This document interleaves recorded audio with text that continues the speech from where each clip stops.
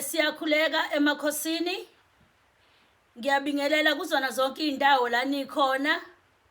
Ngiyakhuleka esithunyweni. Ngiyakhuleka ke kuwona wonke umuntu obukele ugokucele njengamanje.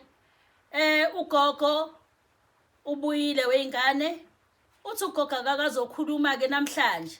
Niyazi ke indaba ihlezi obaba yibona abahlezi beneyinkinga kakhulu.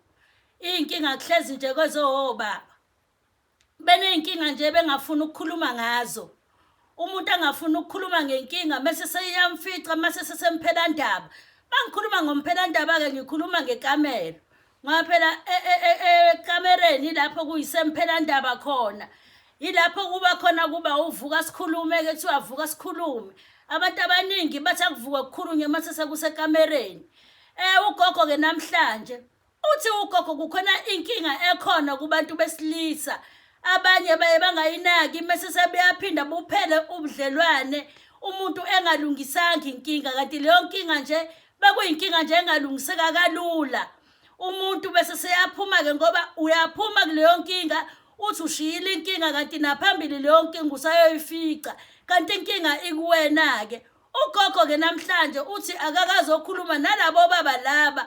Athi ubaba mina manginomuntu wesifazane noma mangihambile ngaye entombini phela wena ngoba uyisoka noma wena baba wekhaya kumama wakwakho mawuqala nje uthi wena sewuonike phela seyivukile ke impahla yakho ke le ekuyiyona yokuchama.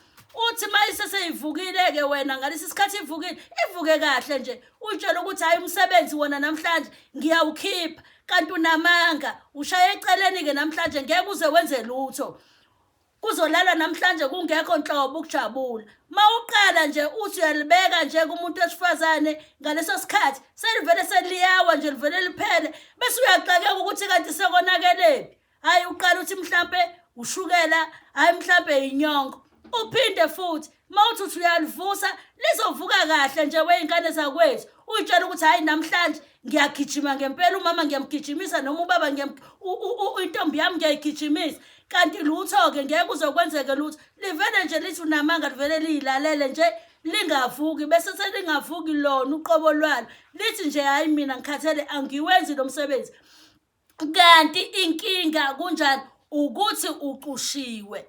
Loyo muntu wesifazane uqushiwe ukuthi mayeqala ethi uyalala nawe bese sekuba njani seliyawa leli pipi lakho lingasavuki. Noma wena umuntu wesilisa uqushiwe ukuthi wena mawuthi phela uyahamba uyakomunye umuntu wesifazane uthi uyajabulisa phela bese selivele liyafika seliyawa ke khona.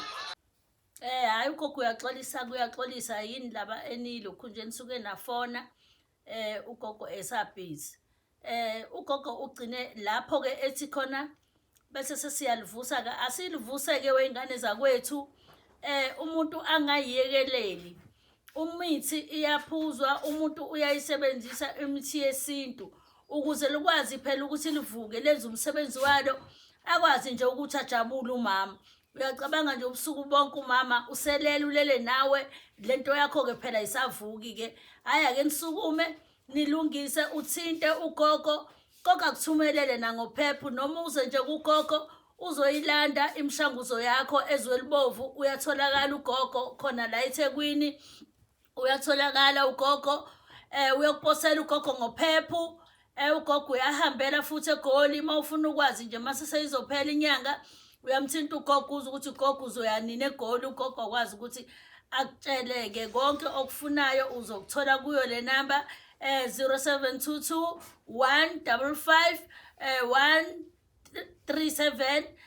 Ngiyiphindi number 0722 155 137. Uyamwhatsapp ugogo awufaki imali kaphephu awufaki imali kuphi kaShoprite. Ugogo akayithathi lezo imali ngoba maningi ama-scam abantu abaskemayo.